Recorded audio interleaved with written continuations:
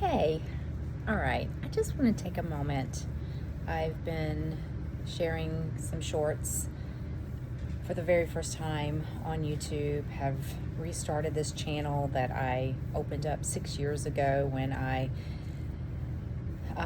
was kind of mandatory for something I was doing at the time, and I just didn't really know what to do with it.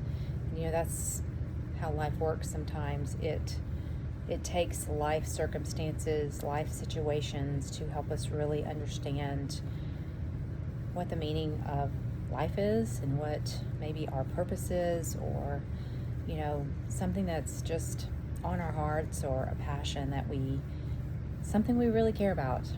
And over the last 4 years, I have been dealing with a family crisis with a child that has broken me open. And it has also helped me to find my true calling, I believe. And so I'm not going to share a lot of my story right here, just to start. Like, I don't need to drone on about that. I mean, it's an important story, but so is yours. And I think that's the thing that I want to say the most from this place, is that I understand it is hard to be in a position of being a mom, being a caretaker, being the person that kind of needs to be on a lot, and it feeling very lonely.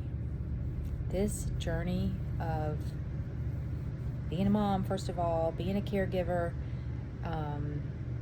all the things can be very, very lonely. We can feel like we just have no one that is there for us. And so, I've been thinking to myself, like, I'm going to wait to start anything until I'm done with this crisis. Well, this crisis started about 3.5 years ago, and it has continued. And there have been so many ups and downs and ins and outs, and there's been growth, and there's been tears, and there's been shaking uncontrollably with fear because I didn't know what the outcome might be. And the other day, I don't know how it happened, because I've been afraid to share. I've been afraid, like, people are going to judge me. What do I have to say? What do I have to share? And it just hit me the other day. Like, I just want to give people hope. I just want to be a voice of encouragement. In fact, I just want to encourage myself to keep going and to know that we are not alone. So I'm sure as this channel becomes, as I continue with it, because I plan to continue, not knowing what it even is about, really. I mean, I do sort of, but